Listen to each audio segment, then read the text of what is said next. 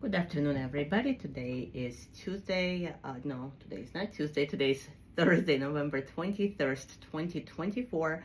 Irene Weisman here with you. Once again, immigration attorney in New York City, New York.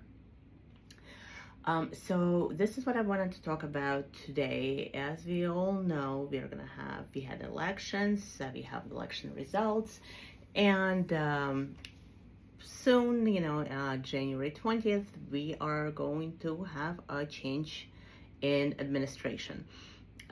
Change is going to be pretty drastic. There will be many changes, especially in the field of immigration law.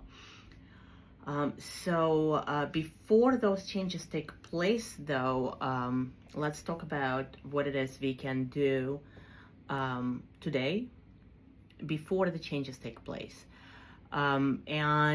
Specifically today, I wanted to speak about asylum applications and people that have employment authorizations that may be expiring in the next 6 months.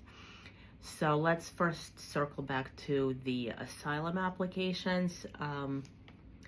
If it's an affirmative asylum, meaning you recently came in and you would like to submit your asylum application with USCIS administratively, not immigration court. It's called the affirmative asylum application when you submit your asylum application directly with USCIS.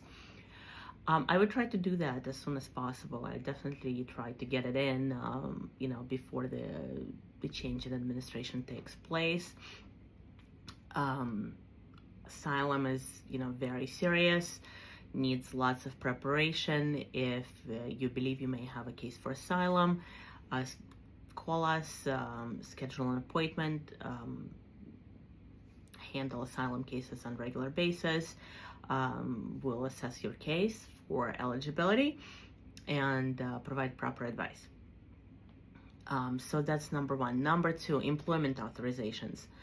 And it doesn't matter whether this is based on a pending asylum application or any other case.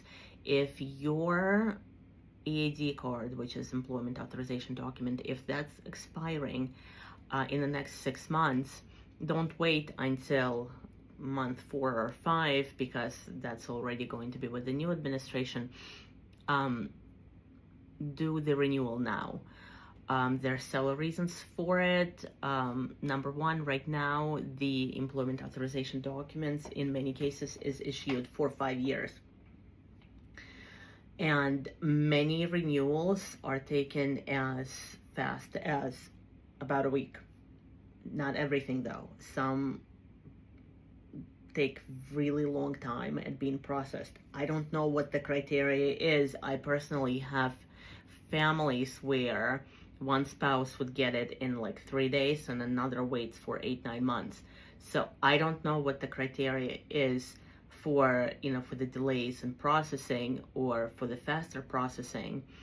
All I know is that I have many applications that are renewed super fast, and some just take a really long time. So don't wait, because we don't know what's going to happen. We don't know if they will cut back on the on the amount of time, on the validity of that employment authorization document, because previously it was just good for a year, and then they did it for 2 years for some cards, and then in the last year during the current administration they have increased it to be 5 years, which is amazing, for many clients. So another thing is the delay in processing times. That's what I'm worried about. During the first Trump administration, there were significant delays in the processing of employment authorization documents. So again, many cases are experiencing that similar delay right now as well. I don't know how your renewal will go. All I can recommend is don't delay. Let's renew right now if the card is going to be expiring in the next 6 months anyways. Then other immigration benefits, if you're just thinking of submitting something, for example, a marriage case, you're dating, you're in a relationship, and you're thinking of getting married and obtaining filing documents for adjustment of status may be something that's out on the table. I probably don't delay this, and the reason is not that this is going anywhere. Nobody's going to get rid of this